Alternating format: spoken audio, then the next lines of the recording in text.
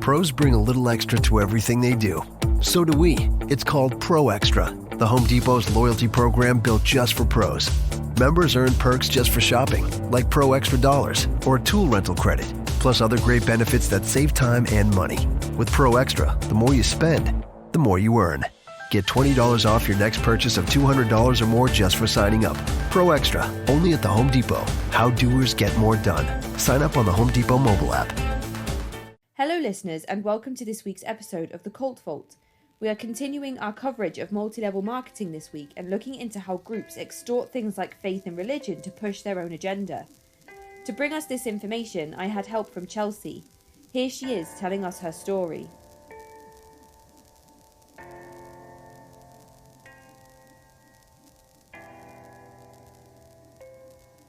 Hi Chelsea, and thank you so much for joining me today. We are going to be continuing our coverage of multi-level marketing, and you have come here today to tell us about your experiences in this world. So would you like to start by introducing yourself to the listeners? Yes, hi, thank you Casey so much for having me. I'm Chelsea, I am 29 years old. I am from the United States. I live out in the Midwest. And for those people who aren't sure, what is multi-level marketing? It's like a business structure that it kind of leans on unsalaried persons to market and sell products on a commission, and then they go and recruit others to their team, and then you can make commission off of what those people on your team make or what they sell. It's kind of controversial because there are illegal MLMs or pyramid schemes, we'll call them, that will pay people to recruit. Amway in particular is not considered a pyramid scheme just because you only get paid on products sold. However, in order to actually make enough money to support yourself or to leave your job, which is a lot of people's goals who get into it, it's practically impossible to just sell product alone. So you do have to recruit people. And even though you're making money on the product sold, you are reliant on getting other people into your team, which is kind of where the controversy comes with this quote unquote business structure.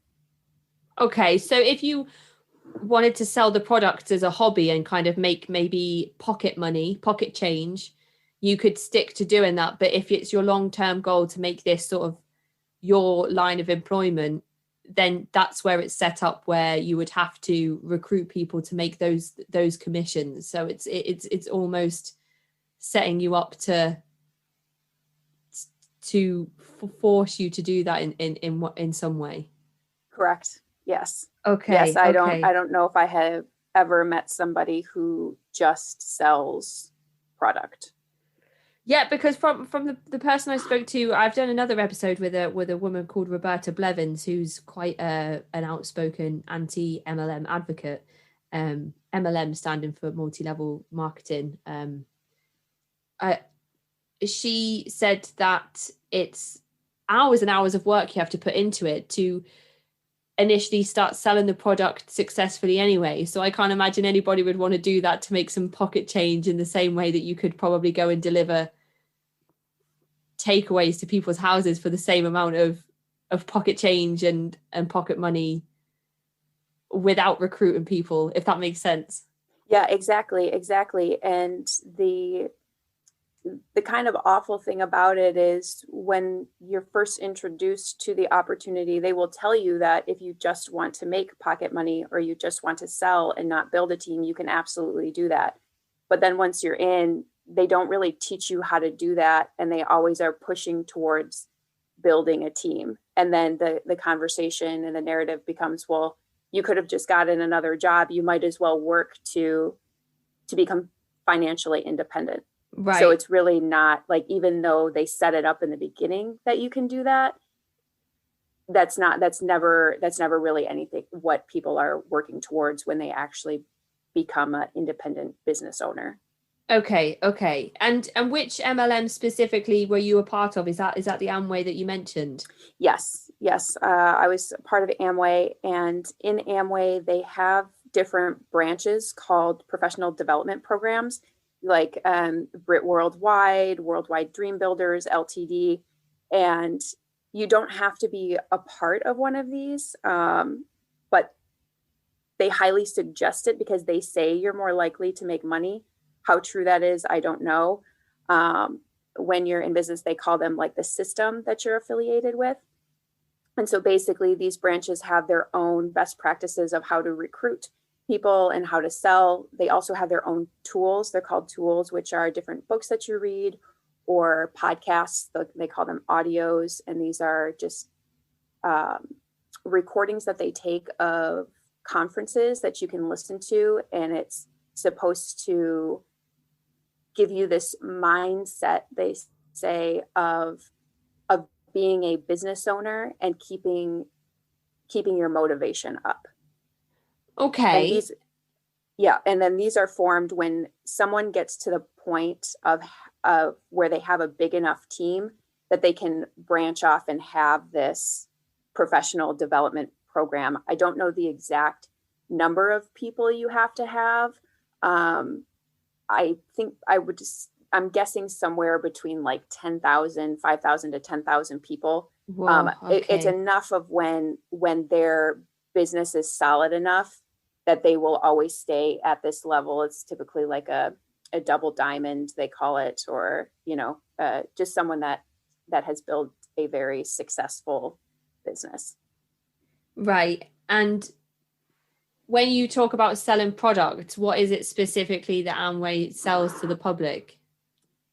Oh my gosh, so many things. They have their own makeup line called Artistry. They have their own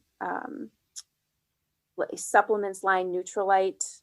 They have sports nutrition.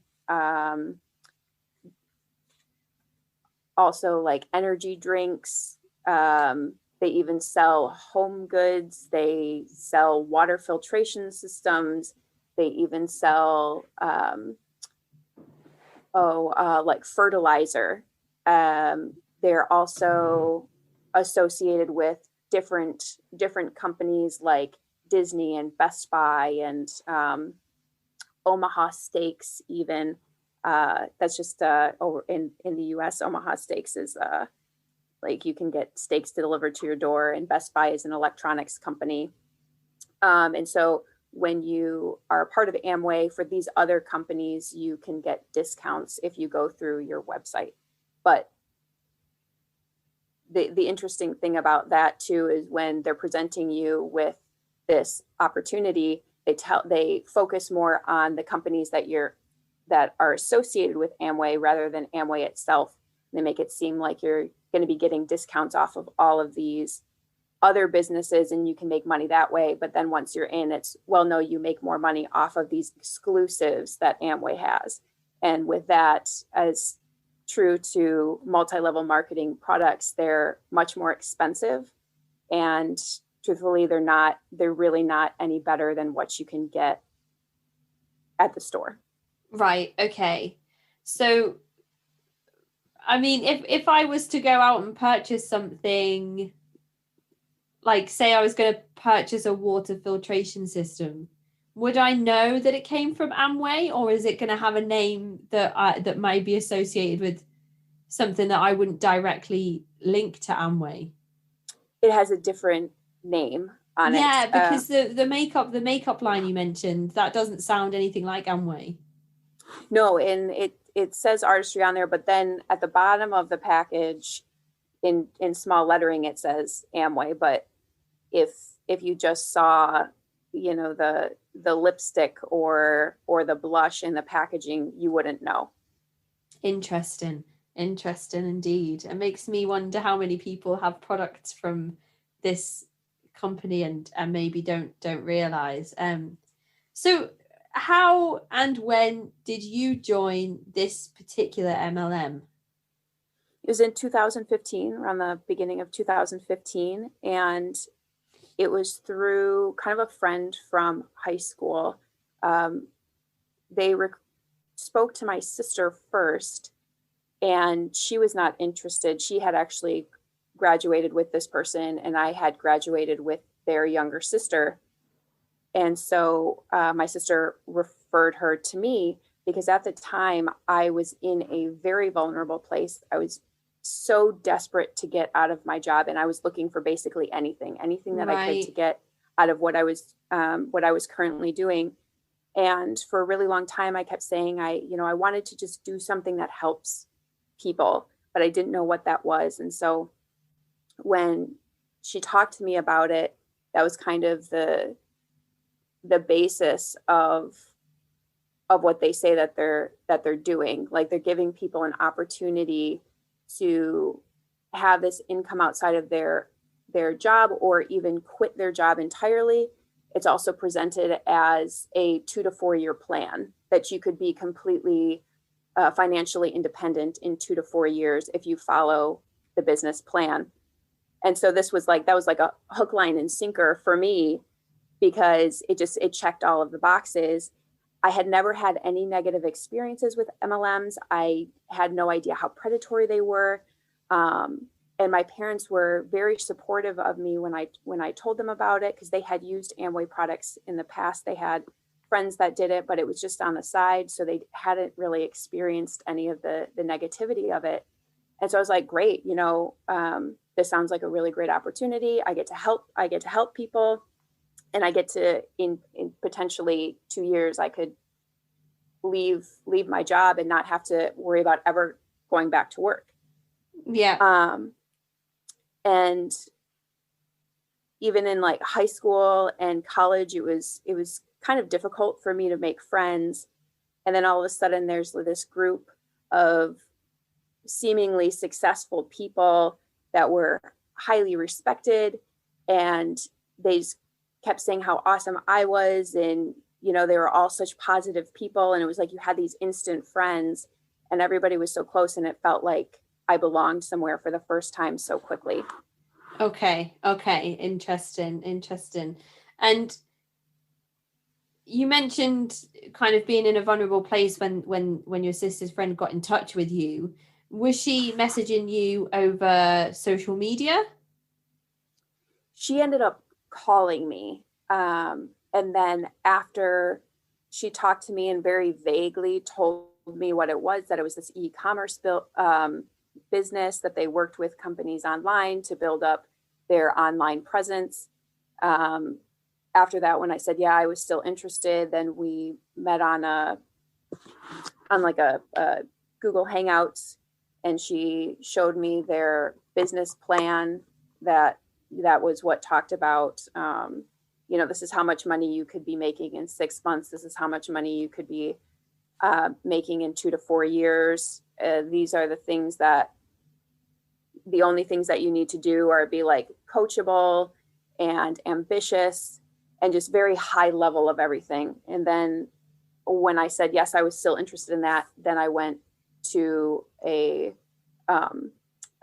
team meeting that was at a hotel, and they had somebody that was in business kind of talk about Amway, but they don't mention it until the meeting is about an hour, and they don't even mention the name Amway until probably 45 minutes in. And even when you're talking about it and recruiting other people, they tell you try not to say the word Amway because people have negative connotations with it, and you don't want them to completely shut off the opportunity because they hear the term Amway. Okay. And there's obviously a reason why there's negative kind of connotations to that word and that company. Yes. Which I'm sure we'll get into as we go through. So the only reason I asked whether your sister's friend got in touch with you over social media is because I know that I have a lot of people on my friends list who join up to what seem to be MLMs and will invite me to private Facebook groups where they're selling clothes or makeup or even like candles or scents or even candies and sweets and things as well. All sorts of private groups that run tombolas and special offers and join this group in the next 2 hours and you could get this free product. So I know that a lot of the stuff that comes with MLM territory happens on social media. So that's really why I asked that question, just kind of fishing around to see whether that's how she got in touch with you. And obviously there is a bonus for her to get you involved, because then you're recruited, do you work in her team then? Yes. Okay, yeah. So that's the incentive for her to reach out and get in touch with people. Correct. Yes, because whatever products I would sell, she would get a commission off of that too. It wouldn't be taken from me, but depending on how much I sell, they get a piece of the pie of that. Right. And when you are first introduced to this, are you told that there is an upfront expense that you are supposed to foot to get your first kind of load of products or workshops, or how does it work? Yes. So there is an upfront cost of just starting up your business. You can also buy the welcome kit. It's not required, but again, it's one of those that they highly encourage you to get so that you can get samples of product, but also because you're buying product, the person that sponsors you gets a piece of that, because they do not get commission off of just recruiting you. So if you sign up, they don't get anything for that. So if you can convince somebody to get the welcome kit, then you automatically get a bonus there. Okay. Interesting. It's kind of, I feel the exploitation kind of creeping in. Yes. Especially when you've been there and bought the welcome pack and received the welcome pack and lined someone else's pockets, and then you're kind of getting in touch like, oh, absolutely get the welcome pack, it's essential. Yes.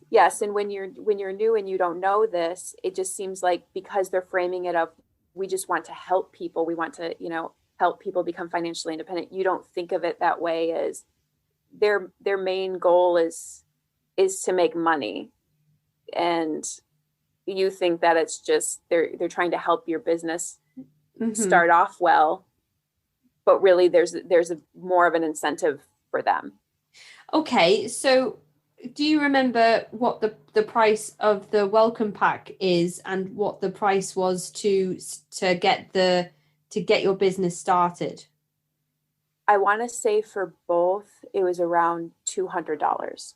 Okay, I think $250. Not too extortionate. Correct. Yeah. It wasn't too bad. And that was my thought was, I can start a business for $250. At the time, it was like, that's what I spend on shoes in a month. So why not start a business? And if it ends up being awful, I can always just leave, thinking it was that easy to leave. What is included in both of those things? Like, how is it pitched to you that you will run your business? Like, do you have a building to work in? Like, how does all of that work? What's the name of the business? How do you register? It's all online. Everything's online. There's no brick and mortar store. And that's part of the pull of it is, the thing that they say is you can run a business off of your smartphone. Okay. You can do it anywhere at any time. You can make your own hours. You get a website that's already created. You can set it up in certain ways. You can't really change it too much, but if you want to focus more on the sports nutrition, you could show that as the first thing that you see on the screen, or as far as makeup, because they tell you, it's your business. You can make it however you want it to be, within these limitations. Correct. Because that was my thought too. I was like, well, but if it's my own business, then I would get to choose the products. But okay, whatever, you guys, this more than I do. And so you get access to the website. And then in the welcome kit, there's different booklets with all of the different products, and then samples of several of the products too, as well as catalogs that you can give out to friends or family or whomever. Okay. And how are you supposed to, what do you name your business? You can pick whatever you want.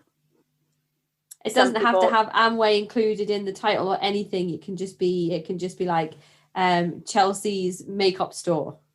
Yes. And they encourage you to not include Amway in there at all because it is your quote unquote business. That's so interesting because the last person I spoke to, she was in LuLaRoe and she was like, you had to call it like LuLaRoe Casey or LuLaRoe Chelsea. Like, that's so interesting, the difference there. Yeah. Okay, so once you paid your $250 and you received everything and you got started, sort of what did your average day and week look like? How did you start to build your kind of your own business? So I don't think that I was ever fully invested in it once I realized how much selling was included, because I didn't like sales, and I was always uncomfortable talking to people about buying anything or joining my team. Right. And they would just talk about how you're offering an opportunity or just being helpful by giving suggestions, whether it's, a supplement. If somebody says, they don't have any energy, well, hey, I've got this supplement that can help with that. Or, oh, you're looking for a mascara, I sell this really great mascara, things like that. Or just have the mindset that you're going out to make friends. And when you make these new friends, you might offer the opportunity to them later. So the major draw for me was just being associated with people who were regarded as the highly successful and highly respected. But as time went on, I did start to do the things that they suggested, which would be contacting people via Facebook. So like you had mentioned previously, social media is a very big way that people recruit. So you would go and just kind of spark up a conversation with somebody, and maybe you would ask them right away, or if you hadn't talked to them in a while, just kind of start up a conversation to break the ice a little bit. And then maybe a week later, come back and say, hey, I've started working with these business people who are expanding their network and looking for ambitious people who are looking for an opportunity outside of work to diversify their income. And so that would kind of be like the basis of that message. And they would say to contact, maybe 3 people every day, read a book for 30 minutes. They had different books that they would recommend, whether it be just a leadership book or a self-help book or personality book, listening to one of the podcasts that they have. We would also have a weekly meeting with people that were in your local area, and they could be from different teams. And that's where everybody would kind of get together. And then if you had offered the business opportunity to somebody, that's where they would then go to have the plan pitched to them, in that step that I had mentioned about going in to this hour-long meeting, where in the last 15 minutes they finally talk about, it's Amway and this is how you build a team. And then every other month we would have a meeting with my specific team, some of our uplines that were in the area, but it would just be with our specific team, not with anyone else from other teams, if that makes sense. Yeah. So you pay your $250 and still don't know that it's Amway at that point. You do know that it's Amway, but it's still very vague about what exactly am I doing? What does the day-to-day look like? Because they say it's your business, so you can do whatever you want. You just, contacting people to offer the opportunity, or you're listening to a podcast, or you're reading a book, or you're going out and networking with other people.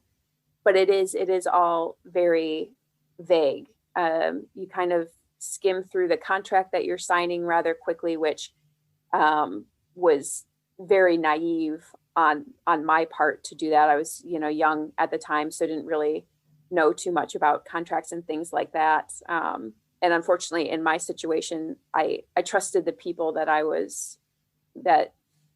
sponsored me, that recruited me. So I trusted what they said and figured, they've been in for 5 years and they seem to be doing well. So Yeah. what do I have to lose? Okay. And how did things kind of continue? How did things build and develop? I know that some people can make loads of money when they first start in these types of schemes. Is that something that you experienced? In the beginning, I did earn back what I had invested rather quickly, but after that, no. There's so much money that you have to, they say, invest in the business, that they don't really tell you about at first, because it's always framed as you don't have to do anything if you don't want to. You can decide what you want to do. It's your business. You don't have to go to the meetings. You don't have to, if you don't want to sell a whole bunch of product, you don't have to. You could just build a team, or you don't even have to build a team. You can just sell product. So it's all kind of very vague, but once you're in, you realize, okay, there's this weekly meeting that's $5 every time you go. Then you have this meeting every other month that if you want to go to, they call it a night owl, which is a meeting after the meeting, and it will go until like 1 or 2 a.m. on a weekday, and you have to pay for that. And they always frame it as, the night owl, that's where you really learn about the business, because it's much smaller and you get to hear from people who are really successful, and you'll really want to hear from them. So then you have to pay extra for that. And then there's conferences 3 to 5 times a year that are $125 to just go to the conference, not including your food, not including your travel, not including your hotel room. And then the books that you have to buy and the podcasts you have to buy. And I say have to, because even though they tell you you don't have to do it, it's always framed as, well, you don't have to, but nobody who's successful hasn't done these things. So you can choose not to, but it's better for you if you do, but it's completely up to you. So it's manipulated that way, as in it's your choice, but it's really not your choice. And did you find yourself kind of enrolling and signing up to all of these things that are recommended you attend? Oh, absolutely. Absolutely. Because I didn't want to fail at it. And I was like, even though I don't have the motivation yet to really go after it and talk to people, maybe if I continue doing all of these things, I will, because I'll continue to hear from people, and I'll build that motivation and really start believing that I could do this, that I could be successful, and I could be one of those few people that makes it. And I say few because there is rarely anybody that makes money in it statistically. I had looked up some statistics about it, and on average, the yearly earning for any independent business owner is $2,400 for the entire year. And that's just saying what they earned, not what they actually profit. And over half of all of the active IBOs, independent business owners, don't earn any commission at all. And even the Federal Trade Commission stated that at the platinum level, which is, it's just kind of the first big level that you get to, which for most people takes several years to get to. That's when you can really start to make a profit from your earnings. So up until that point, it seems as though nobody's actually making profit. They might be earning money, but all of it's then being put back into the business because of all of these extra expenses that you have. Right. Okay. And how are you supposed to buy all these once you sold your products? Are you supposed to pay to replace them? So as far as we don't have to have an inventory, you didn't have to have an inventory because everything was online, but they tell you to replace all of the products that you have in your home with Amway products. Right. And you are very much shamed for not. So if you're using a MAC lipstick instead of your Artistry lipstick, it's frowned upon. But again, like everything is it's very expensive. The quality is not any better. So Okay. you're kind of guilted into replacing everything that you have with Amway products, but fortunately you don't have to keep an inventory. And you the person that recruited you, do you know how many people she had actually managed to recruit? Sort of how big her little, I don't know how to word it, her tree, how much she'd built her tree up? Yeah, so it was her and her husband, and I think they had about 30 people when I joined. I don't know what it looks like now, but they had about 30 people, and they were not at that platinum level yet. Right. Okay. So, and they had been in for 5 years. Okay. Interesting. And this is always a tough question to ask people, but did you ever go and recruit anybody yourself? I had one person, and then they left about a week later. Right. Okay. Okay. Mm-hmm. How was that to reach out to people and ask them if they'd like to be involved? It was awkward. It was extremely awkward. I always felt terrible about it because I didn't want anybody to think that I was trying to use them or exploit them in any way. Because I still didn't realize that it was a scam, and what I was doing was preying on people. And but I always had this very just uncomfortable feeling about it. So I truly hated it, which is why I only ever had one person, because I didn't want to be that person that only reached out to somebody because I was trying to get them in business. Yeah, it's always an awkward one, that, isn't it? To kind of be like, once you leave, do you feel obliged to then have a conversation with that person about them? They should leave as well, or it's always a tough one to know what to do there. But you mentioned in some of your writing to me that there was a religious aspect that played a part on your time within this MLM. Yes. So to give a little bit of background on that, Amway is, I guess you could consider, a Christian business. The founders of it built it on Christian principles, but they don't talk about it outright that they have this Christian affiliation, because they really don't want to discourage anyone who isn't Christian to join. It's not like they have this stigma against anyone of any other religion, or no religion at all. It was really for anybody to join. So it wasn't like you have to be Christian in order to be in this. So they didn't right away say that it was. They kind of didn't really want anybody to talk about it either.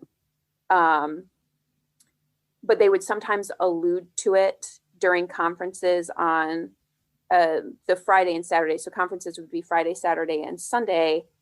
And sometimes on Friday and Saturdays, they would allude to it, but it was typically left for Sunday, because on Sundays, they would always have a church service for anyone who wanted to go. It was completely optional. You did not have to go at all. They never forced anybody to do it, but it was there. And it started, they started doing that because, or so we're told, they started doing that because when Amway first started and they had these conferences on the weekends, there was a lot of people that didn't want to miss out going to church. So they just decided to have their own church service, which is kind of strange to me because nobody there is a pastor or anything. So I'm not really sure how they were preaching, because they have no education really in it. But anyways, so they would talk about it on this, like the Sunday conferences, or also in those night owls, because typically if you went to a night owl, you had already been to a conference. But once they knew you were a Christian, though, then you were basically free game. And that's when they would start to manipulate you into thinking that you were there because it was God's plan for your life. and he called you there because it was your ministry and this is how you were going to reach out to other people, and your business was really not about making money or being financially independent, it was mostly to get people to the Sunday morning service so that they could bring their life to Christ. And so if you left it, then ultimately you were running away from God's plan for you, and you lost your dream, or your dream wasn't big enough, and you were turning your back on God if you left because he had called you to be there. And then Sunday mornings, they would have someone higher up in business, usually whoever was having the conference, it would be somebody higher up, and they would be kind of the head of the whole conference, and they would be the one talking, or they would have just somebody else come and give their testimony. And then after that, they would have an altar call, and that is where they invite people to come up to accept Christ if they want to. And so after that, they would then tell people that, like, okay, now that you've accepted Christ, now the next thing that you need to do is go and find a really big church to be a part of, because if you go to a small churches are always looking for ambitious people that they can then volunteer for the church, and they can do all these things in the church, and you don't want to do that because Amway is your ministry and you don't want to have anything that can get in the way of that. So find a big church so you can go to it on Sunday, and then the rest of the week you can build your business, which is completely unbiblical. And the first time I heard them say this was about 10 months after I got into business. And had I heard it at the first conference, I would have immediately left. But by the time I heard it, I had already started to become manipulated and brainwashed. So at that time, I was clouded by, like, okay, this person is really successful. Everybody looks up to them. They're very intelligent. They know what they're talking about. Maybe I've just learned the wrong thing my whole life. And so it didn't hit me as hard when I heard it as it would have if I had heard it earlier on. Right. So you were identified as a Christian at this time? Yes. Okay. So you're one of these people that you said is kind of like ripe for the picking in terms of being approached by somebody and told that you know you're supposed to use your Amway business to basically start your own ministry. Correct. Yes. Okay. So it was like turning what's supposed to be a business into a church. That's so interesting. They've got so much information control there, where they kind of don't tell you it's Amway, and then they kind of tell you it is Amway, but they don't want to scare you off. And then they're like, yes, we are actually Amway. Yes. And then months after that, they're like, hey, come to this Sunday thing. And then you go, and then they're like, oh, actually we are Amway, but actually we are, we're trying to recruit people and bring them to God. Yes. Yes.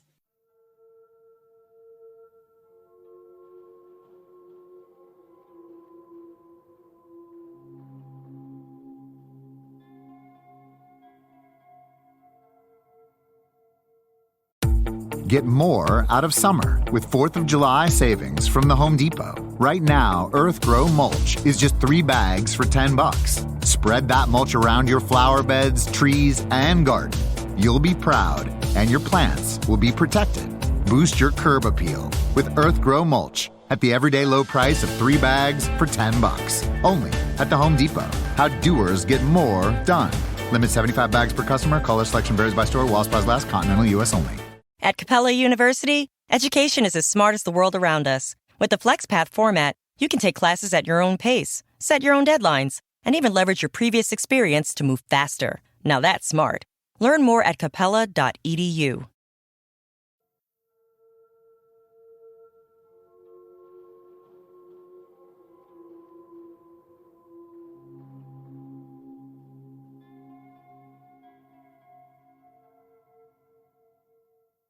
And so, I mean, as a Christian person at first, early on, when I found out that there were a lot of Christians in it. For me, that was kind of a pull, because it's like, okay, there's a lot of people, we have the same beliefs, we have the same morals. This is really great.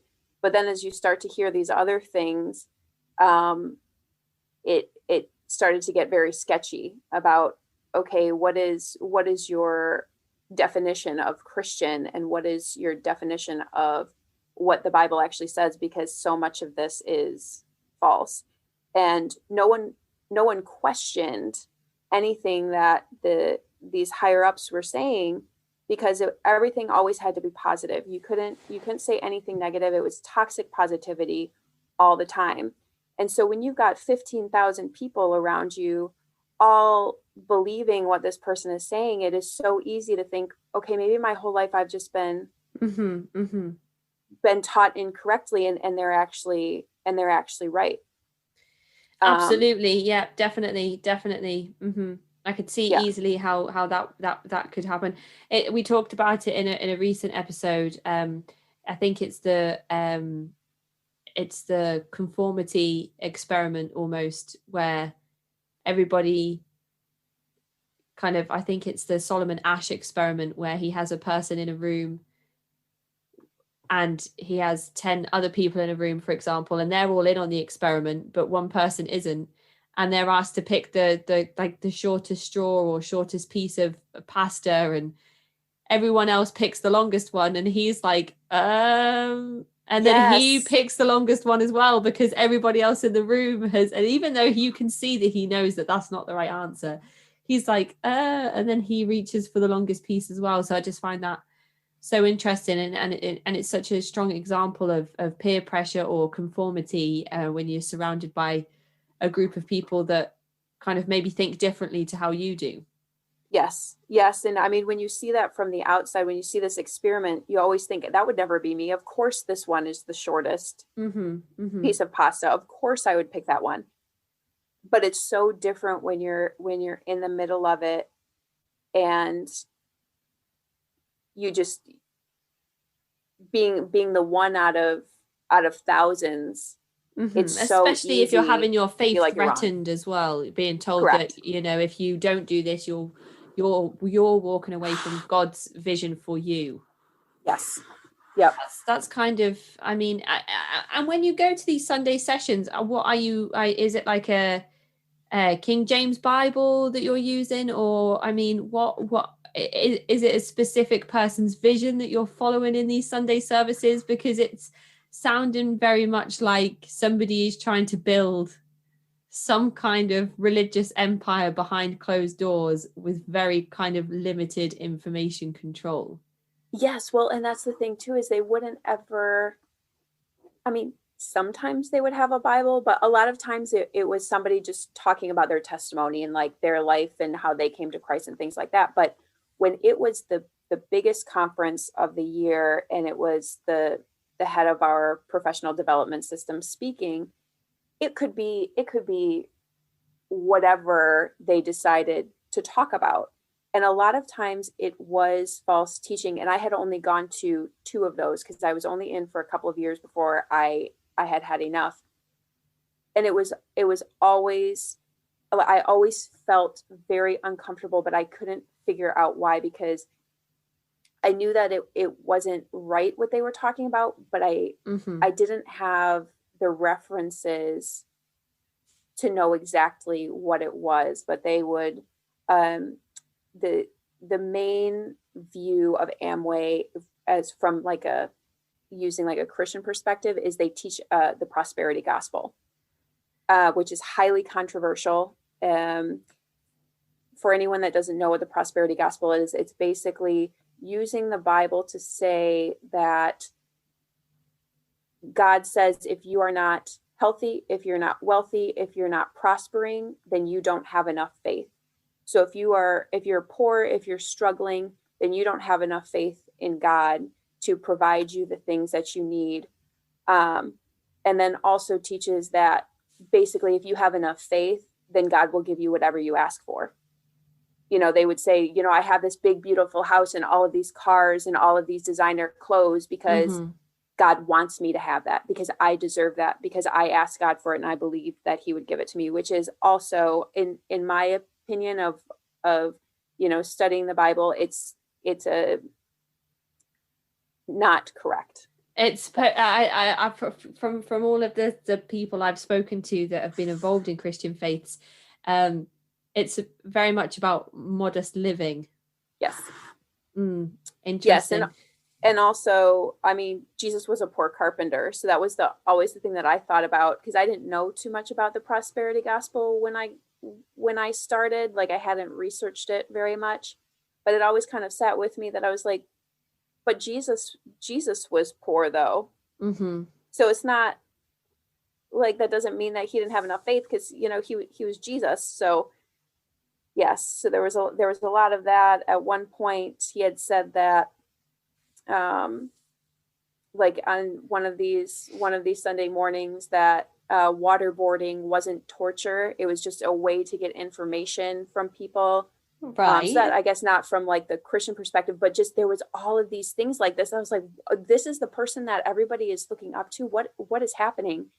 And that was said at the last big conference that I ever went to, because like, this is not okay. Yeah, that's very strange. And were you attending any other type of church services at this time, or did you devote all of your time to Amway? No, I continued to go to my own church, because when they had said that about joining a big church, I had only heard that a couple of times as well. Because the first time I heard it, I was like, maybe they didn't mean it the way that they said it. And then when I heard it again, it was kind of like, this is not okay, because from a true biblical perspective, the point of church is to build community with other people. It's to build a community within the church, and then to take that and build and go out into the surrounding community. And that's, where the money that goes to the church, that's what that goes to. So you're supposed to be an active part of your church. And so when they said, like, join a large church because you don't want to get too involved, that was one of the major things that didn't sit well with me. And did you have any other friends or family that joined Amway at any point whilst you were involved? Besides the woman that got me in, not really. They had recruited some other people that I went to high school with, but I didn't really know them. But that made it harder to leave as well, too, just because I kind of knew them. We weren't really friends, but I had known them as really nice, very intelligent people. And so it was like, well, if they believe all of this, then it was just one more thing to make me think that I was wrong about my views. But my parents had used products from MLMs while growing up, and I had never seen anything, again, like I had never seen anything negative about it. And they were very supportive when I joined. And so I just didn't, I didn't really have any good foundational basis for thinking that there was something bad with it. Well, I suppose your parents' experience with them whilst you were growing up and your experience now is different, because the internet has created sort of a new monster when it comes to MLMs and pyramid schemes. It's allowed this kind of ugly thing to kind of manifest into something that even I wouldn't have recognized from the Avon lady on my street when I was growing up.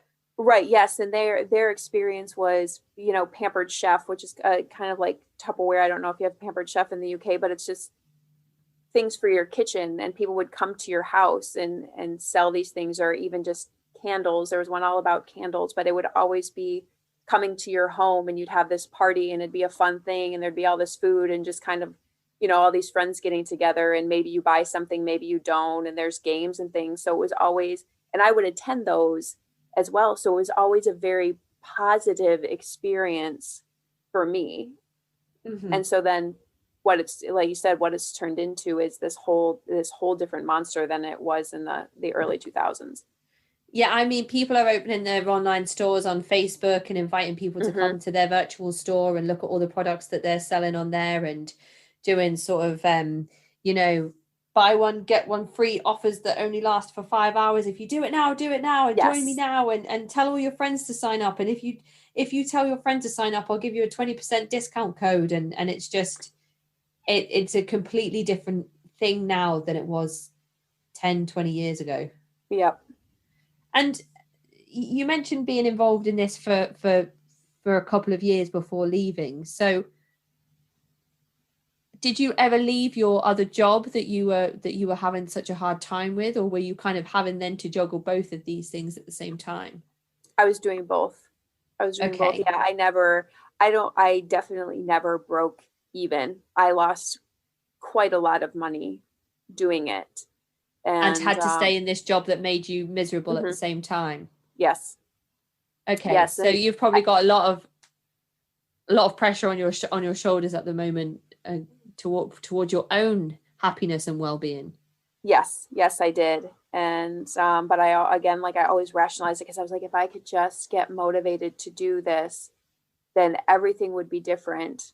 But then at the same time, I had all of these friends in it, and so they would also talk about, if you haven't figured out your motivation to do it, or if you haven't figured out your why, be here for just the association. Just be here for the people that you get to surround yourself with, because that alone is worth the investment. And so it's just like any way that they could get you to stay in as long as possible. And then you find out it's because, well, the more products you buy, the more it benefits your upline. Because if I didn't sell a certain amount of product every month, even if I had people under me, I would not get any commission off of what they sell. So basically, I'm buying all of these things for myself, I'm selling to other people, and I'm getting a little bit of money off of that. But every time I buy something and every time somebody else sells something, I'm getting a tiny bit of money, but my upline is continuing to make money off of it. Yeah. And I mean, it's also so that you can bring money to your upline, but Yes. to recruit people for the church ministry side of it as well. Yeah. Okay. Well, in the church ministry, I think that's more of they think that's why they're doing it, but it's really not, because I don't believe that everybody in it, just like I didn't realize it was a scam. I think because it's so infiltrated that not everybody realizes it for what it really is. Obviously, until you get higher up and you realize, oh, I get to make money off of this, I get to make money off of that, because they would keep a lot of things secret about where the majority of your upline's income is coming from. They don't really talk about how every time you buy an audio, they get money for it. Or every time you subscribe to their, they have this app that you could communicate through, kind of like a WhatsApp type thing. You could share different videos and chat with other people within your team. Every time you subscribe to that, the upline gets money for it. Any books, they get money for it, but they don't, again, that's kind of on the hush hush. They don't really explain that, because then that means you have to get higher up in order to make that. And it would discourage people from coming in when they just want to make it seem like, oh yeah, all you have to do is buy products from yourself and teach other people to do the same. It sounds so easy. And then you think you're going to have this lifestyle, but you can only get that lifestyle if you get to this very specific point in business. And have those uncomfortable experiences of trying to recruit people as well. Yes. Yeah. Okay. Interesting. So what happened for you to finally leave? What does the process look like for somebody to kind of step down from Amway and say, I'm finished with this? For me, I ended up not saying anything to anyone. I just kind of stopped going. Which was probably not the best choice, but I had witnessed so many other people leaving, and the things that would be said about those people after they left, that I I didn't want to think about what was going to be said about me. And I was also afraid that I would get talked out of leaving, because they would do that as well. But when somebody would leave, they would say, oh, they just lost their dream. And, we still need people to serve us at restaurants and mow our lawns. And they just weren't ambitious enough. And it was just, it just made you feel kind of awful about it. Like that if somebody wanted anything else for their lives besides this, they had no idea what they were talking about. Like if somebody really enjoyed their job and just wanted to still work at their job, the people in Amway would think that they were crazy. That, why would you want to have a job? This is the greatest opportunity that you could ever have. And so then you start to feel that way too, of why would I want anything else? Why would I pursue anything else if this is the best lifestyle there is? Yeah. But before I left there, about a year before I actually stopped going to anything, there were different things that were kind of building up to that breaking point. One of them was when I had mentioned that the leader of our Amway team had said that waterboarding wasn't actually torture. Right. Or when they would just continually misconstrue scripture. That kind of all built up to it. But the final breaking point, because up until then, everything I could kind of rationalize with, maybe I'm just wasn't, like I said, I wasn't taught this properly, or I must be missing something. Maybe I'm wrong. But the final tipping point was at the end of the month, you want to have everything that you're selling for the month in, because then you have so many points, and then that will determine what your rank level is for that month, if that makes sense. So at the end of the month, everybody's trying to get orders in and order all of their things. And so my upline called me and asked me, what I was going to put in. And I had very clearly said, well, I don't want to this month. I'm just going to wait until next month. Like I don't really have the money right now to put anything in. And it's kind of really late. Like today is the last day of the month. And I don't really want to reach out to a bunch of people right now and pressure them to buy anything. And then I was convinced that I needed to, because, whatever my goal was for that month, I should really try to strive and hit for that and don't cut myself short. And so hesitantly I did. And then a few days later, we had a call with our immediate team, and my uplines were praised for having all of this product go through at the end of the month. Right. And then she said, and she was like, it was really crazy because we didn't really push anybody to do anything. We just helped them reach their own goals. No, but we didn't, we didn't have to really force anything on anyone. And that's when I knew, I was like, that's an actual lie. Yeah. That's an actual gaslighting, isn't it? And yes. In its true form, you're kind of sitting there like, hang on a minute. You were trying to tell me that you didn't pressure me into doing something, because I think I can remember that you did. Exactly. And so I was like, so this whole time they were really trying to just get their points in. And now they're turning around and making it seem like it was so simple, but she forced me to do it. And I was like, there is no rationalizing out of this. That is an actual lie. And this is somebody that I trusted, and I'm done. And so after that, I stopped going completely. Well, I mean, that's probably the best time to have done it as well, because if it would have happened once or twice more, there's no saying whether you would have just become so desensitized or disassociated from people saying that to you, even though it's not true, that you're kind of just like, yeah, I know you're forcing me, or you're kind of not forcing, but it's just heavy-handedly encouraging me to do things. But you're saying that you're not encouraging me, but I've heard you say that a few times, so it's kind of whatever. But what you mentioned, the toxic positivity before as well. So you've got the love bombing aspect, because there's this group of people who have accepted you, and you finally feel like you're part of something, and you're being encouraged to stay, even if it means just being able to be around these people who obviously make you feel really good about yourself. Did that stop at any point and just become toxic positivity solely, or was there always an aspect of love bombing involved?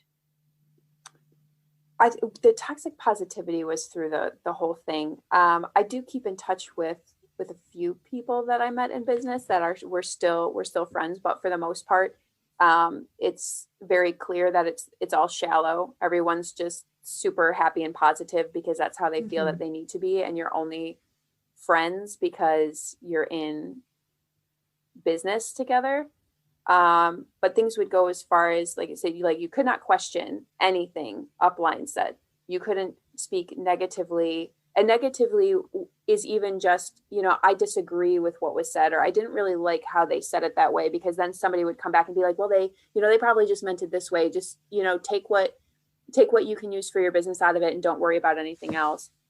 And it would go as far as, I remember somebody speaking at one of the conferences about how they had cancer, and they did not tell anybody because they didn't want to hinder anybody else's business. This was verbatim. They didn't want to hinder anybody else's business and potentially harm anybody's success. So they kept it to themselves. They only told their immediate upline. And then we're like, and they made it seem like this was appropriate. And I mean, it's nobody's, if you don't want to tell anybody what's going on in your life, that's your own choice. Yeah. But to make it seem like you need to hide these major things that are happening to you so that you don't potentially harm somebody's business is like saying that then these people aren't really your friends, because if they're really your friends, then they want to be there to help you through these things. And then they said, don't be upset that I didn't tell you. I didn't want anybody to know. So don't feel bad that you didn't know about it, because I purposely didn't say anything to anyone. And that to me, just, I struggled with that one a lot, just because I was like, well, if I'm kind of discouraged from having friends outside of business because they say that they won't understand what you're doing, and the people in business are supposed to be my closest friends, but I'm not supposed to tell them the major things that are happening in my life. Am I just supposed to suppress all these things? Because that's extremely unhealthy. Mm-hmm. And so what am I supposed to do when I'm going through a hard time? You can't just keep that to yourself. Yeah. So. Yeah. And that's just another red flag, isn't it? Amongst all of the other things that have kind of cropped up and been a little bit kind of, okay, that to me doesn't sound 100% kind of on the right side of a moral compass. But what is your faith like now? And are you still in that awful job, or have you managed to kind of really turn things around? So I am out of that job. I have been for a while. Fortunately, now the job that I have, I'm extremely happy. The team that I'm on is incredible. So yes, I'm in a very, very good place. And my faith is it's truly stronger than it's ever been. And fortunately for me, I was able to separate the truth of what the Bible says from the false teachings that the people in Amway spoke. It's like I said, it's very clear. They're taking something that's meant to be a business and trying to turn it into a church, which is like, church is not a business, and mixing those things is causing toxicity. But once I distanced myself, I could see it much more clearly, because obviously while I was in it, I could not make that distinction at all, that's what was going on. There was the small things that alluded to it, but I couldn't really see it for what it was until I stepped outside. And it did take a long time. It was not easy at all to reprogram my brain to understand that it is a cult, and that I was actually brainwashed. And then to also forgive myself for that. Maybe not forgive myself, but to not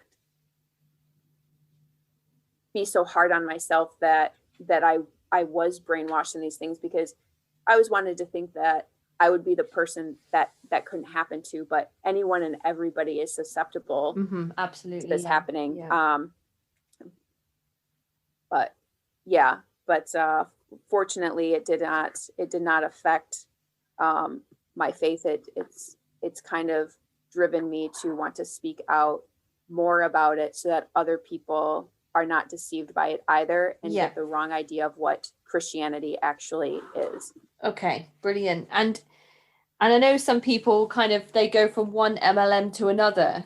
Is that something that you experienced, or were you kind of like wise to it after your first round through Amway?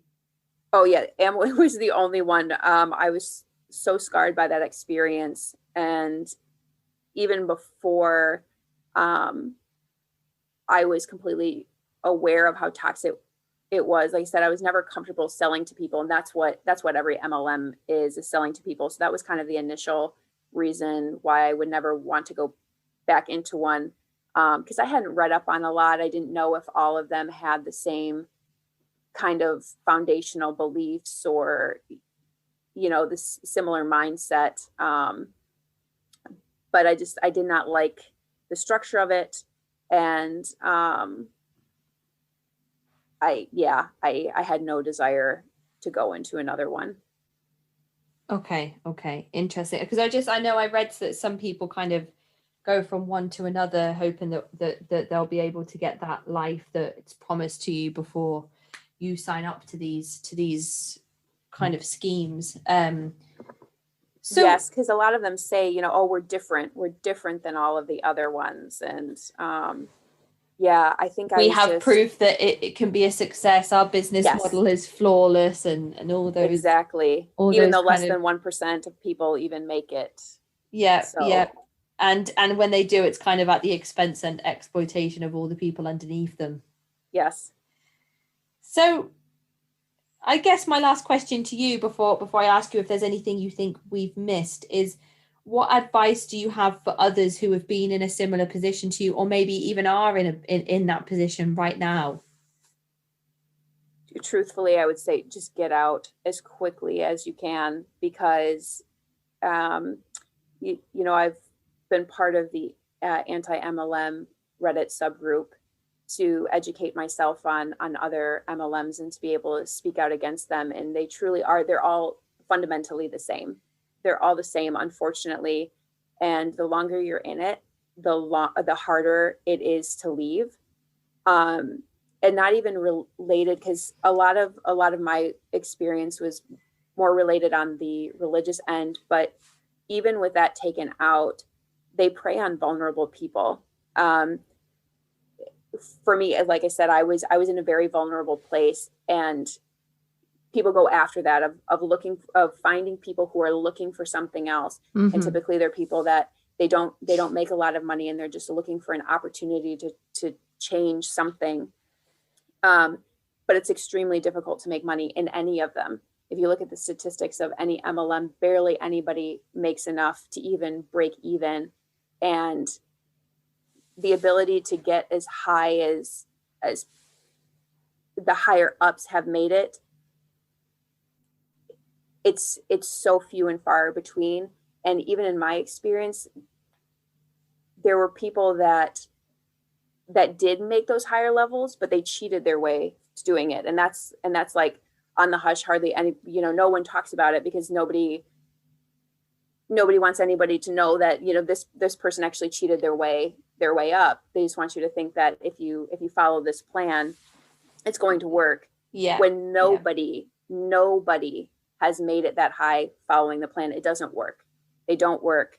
It's just best to not even get involved, because the people that you see who are successful online, they're like, there's just so few of them, and they make it seem like anybody can do it, but not everybody can do it. Okay. And there's just better ways of making money. So basically just steer clear of them, and as good as they sound, they're too good to be true. Yes. Okay. Yes. Okay. Interesting. And is there anything you think we've missed, Chelsea, that we should go over? I can't think of anything. I think we've managed to cover quite a lot in a short amount of time. But in that case, I'd just like to say before we finish up that you've gone through this experience where, you know, you're at a loss, you're seeking something different, you're desperate for a change, and then you become the victim of this bizarre multi-level marketing scheme that basically sets people up to fail.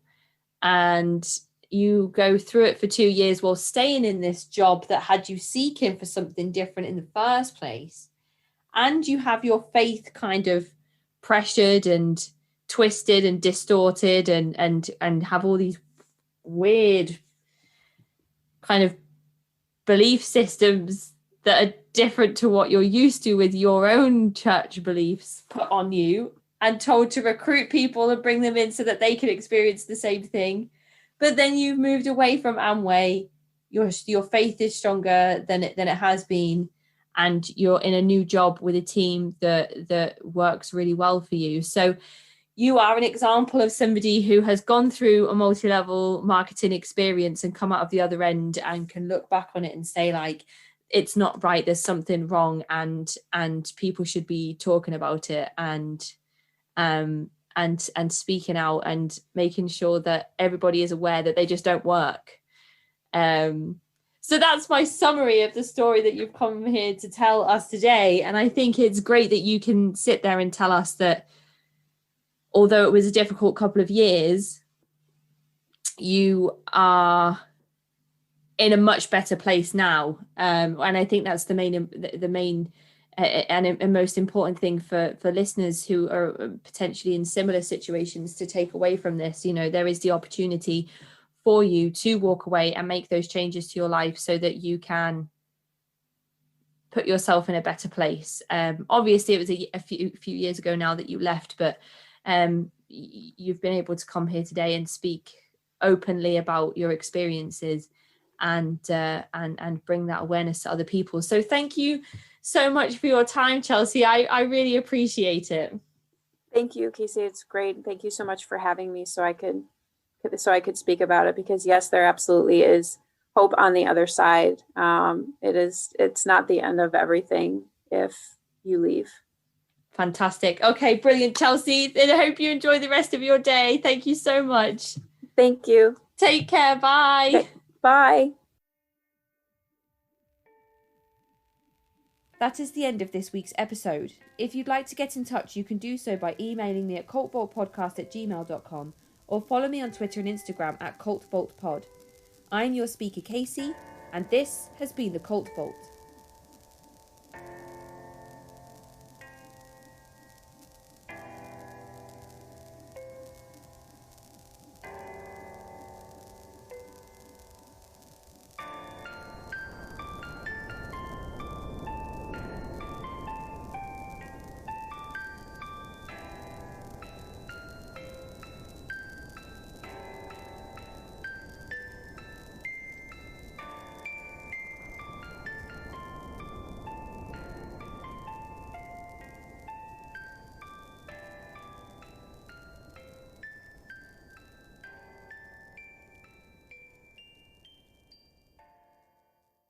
At Capella University, you're in control of your education. With the game-changing FlexPath format, you can set your own deadlines and move at your own pace. The faster you move, the more you save. Visit capella.edu to learn more. Pros bring a little extra to everything they do. So do we. It's called Pro Extra, the Home Depot's loyalty program built just for pros. Members earn perks just for shopping, like Pro Extra dollars or tool rental credit, plus other great benefits that save time and money. With Pro Extra, the more you spend, the more you earn. Get $20 off your next purchase of $200 or more just for signing up. Pro Extra, only at the Home Depot. How doers get more done. Sign up on the Home Depot mobile app.